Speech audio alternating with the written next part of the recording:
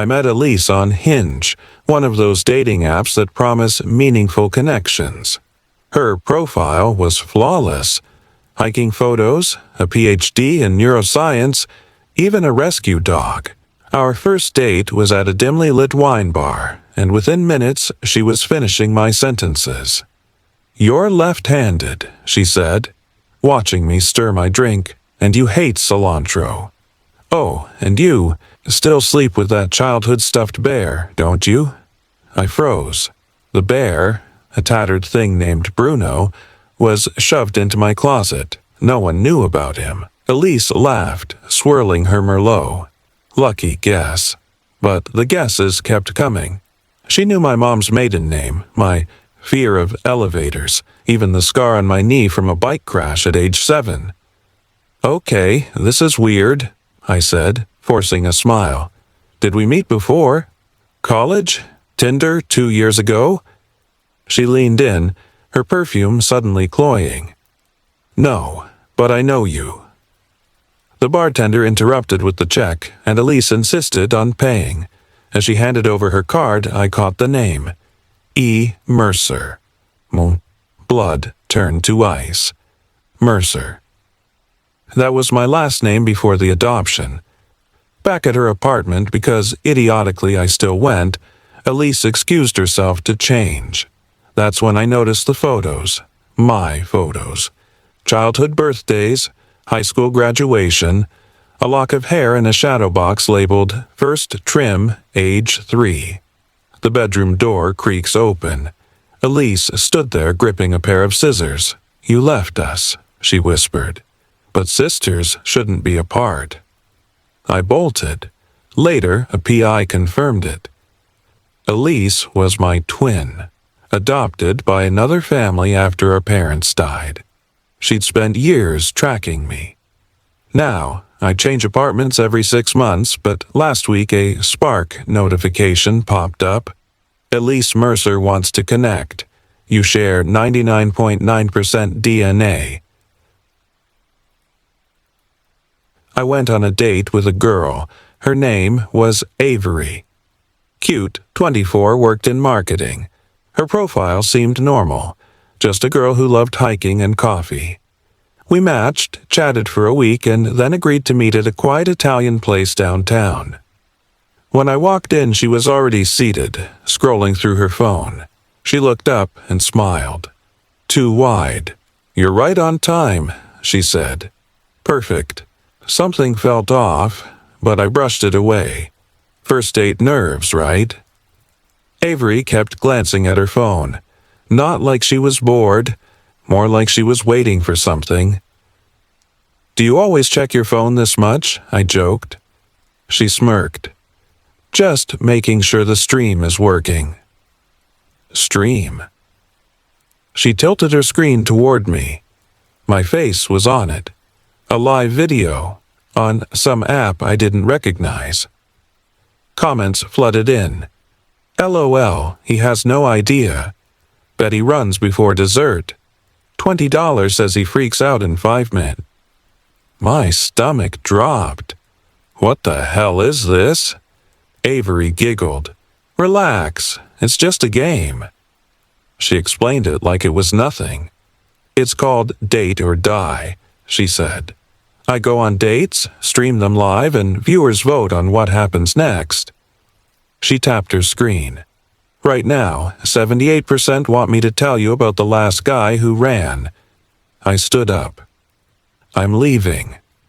She grabbed my wrist. Her grip was freakishly strong. "If you walk out, they'll vote for something worse." The twist. I sat back down, not because I believed her, but because I saw something in her bag. A syringe. Avery followed my gaze and sighed. You noticed. That's minus 50 points." "Points?" She rolled her eyes. "The audience likes it when you're scared, but not too scared. Ruins the fun." Then her phone buzzed. She grinned. "Oh, 92% just voted for Truth or Dare."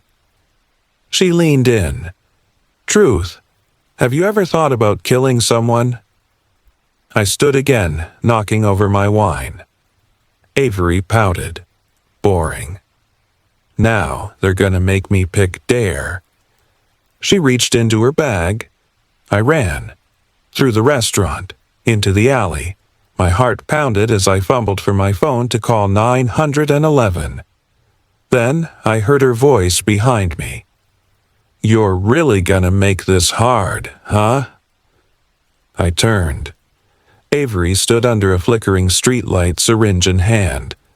The viewers love a chase. I don't know how I got away. Pure adrenaline, maybe. I made it to a gas station, begged the clerk to lock the door, and called the cops. When they arrived, Avery was gone. But she left something behind. Her phone. Still live streaming. The last comment on the screen. "New target acquired. See you next week." The cops told me the truth. Date or Die is a real underground game spreading across the U.S. Predators use dating apps to find victims, then stream the encounters on the dark web. Sometimes for money, sometimes just for fun. And the worst part? No one knows how many players there are. I deleted all my dating apps, changed my number, moved apartments. But last night, I got a notification. "Avery liked your new profile on Hinge." Attached was a screenshot of me, sleeping in my new bed. I swiped right on Lena because her profile was normal. No bikini shots, no mirror selfies, just a girl in a bookstore, smiling like she knew a secret. Our first date was at a quiet cafe. She was already sitting when I arrived, stirring her coffee with slow, precise circles. "You're late," she said without looking up. "But that's okay. You always are."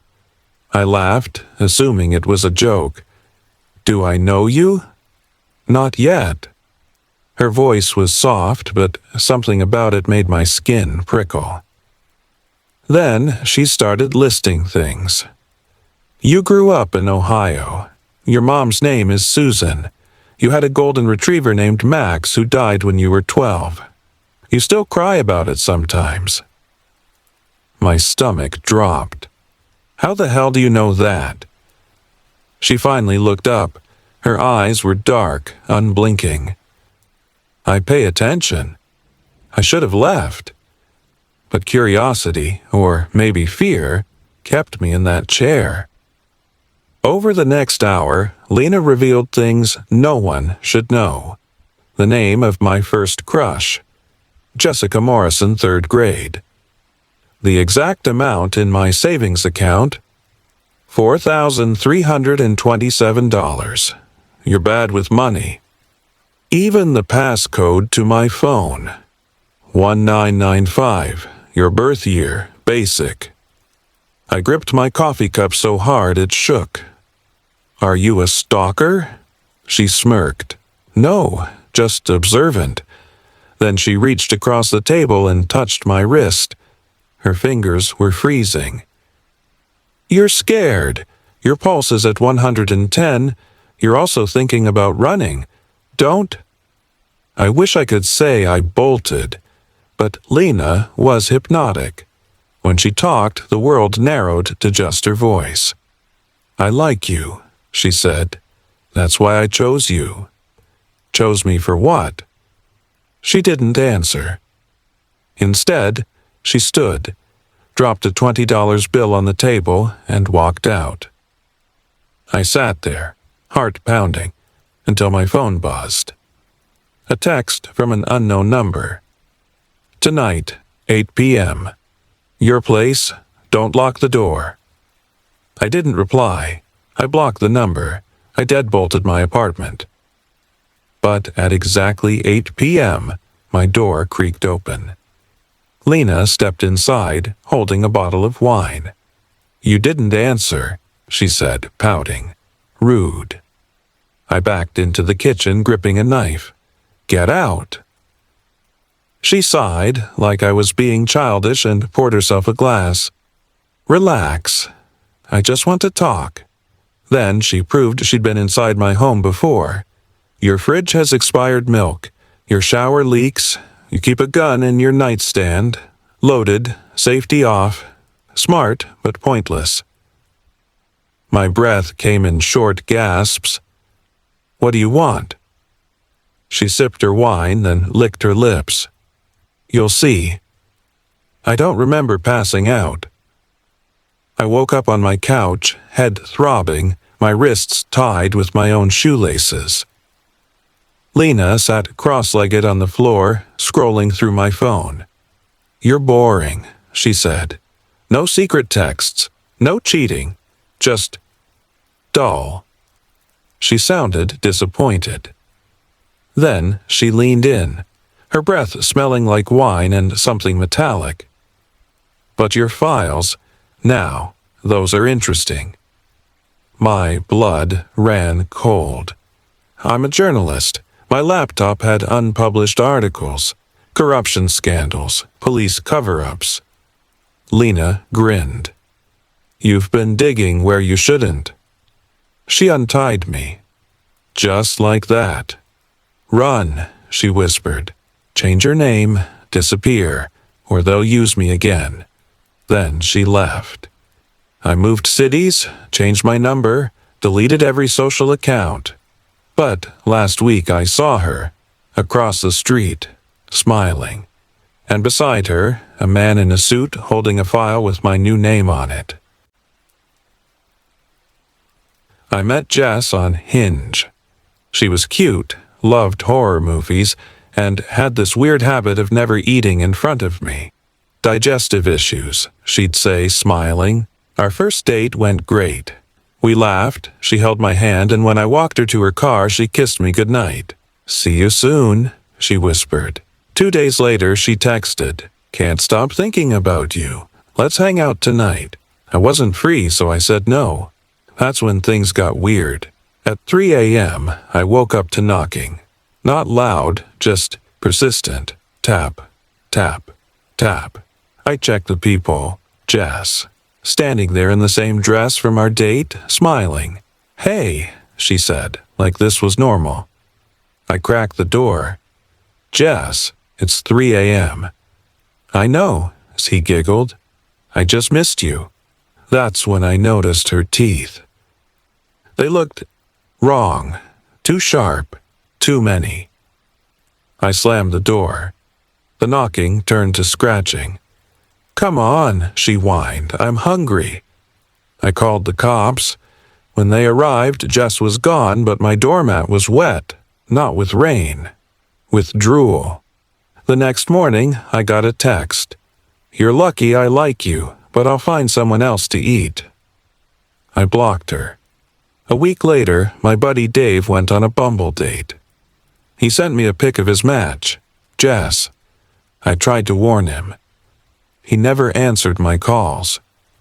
Now, whenever I pass that wine bar where we first met, I see her, sometimes with a new guy, laughing, leaning in close, waiting to show him her real smile. I met Emily on Hinge. Her profile was simple, no games, no filters, just a girl in a coffee shop with a real smile. Our first date was easy. She laughed at my dumb jokes, told me about her job as a nurse, and didn't check her phone once. When I walked her to her car, she kissed me on the cheek. Text me when you get home, she said. I did. She replied instantly, Good. Now I know your number isn't fake. I chuckled. It was a weird joke, but whatever. A week later, she came over to my place. As she walked in, she paused in the doorway.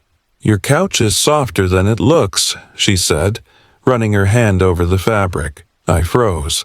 How would you know that? She blinked. Lucky guess. But then she walked straight to my kitchen, opened the right cabinet, and pulled out a wine glass. You always keep them here, she said. My skin crawled. Emily, have you been here before? She just smiled and poured the wine. Things got weirder. She'd reference movies I hadn't told her I liked. She knew my coffee order before I said it. Once, she hummed a song I'd only ever played in my car, alone. I started digging. I Googled her full name. Nothing. Reverse image searched her photos. Nothing. Then, while scrolling through my own camera roll, I found something impossible. A photo of my bedroom. And in the corner, barely visible in the shadows, Emily. Stare at the camera. The date stamp? 3 months before we matched. The confrontation. I showed her the photo the next time she came over. Explain this, I demanded. She didn't even flinch, just tilted her head. You weren't supposed to find that yet. My blood turned to ice. Yet? She sighed, like I was being difficult. Look, I just wanted to make sure you were safe before we met. Safe from what? She reached into her purse. I braced for a weapon, but she pulled out a stack of photos. All of them were of me. Sleeping, showering, changing. You're being watched, she said softly. I was trying to protect you. I kicked her out, changed my locks, called the cops. They found nothing, no evidence she'd ever broken in, no fingerprints. But 2 days later, my neighbor knocked on my door. Hey man, he said, holding out a USB drive. Your girlfriend left this in my mailbox, said you'd want it. I plugged it in, a single video file. It showed my apartment from inside the walls, and Emily's voice whispering, See? I told you I was always here. The ending. I moved. Didn't tell a soul where. Last month I got a new phone. The first text that came through was from an unknown number. The walls in your new place are thinner. Attached was a photo. Of me, asleep in my new bedroom.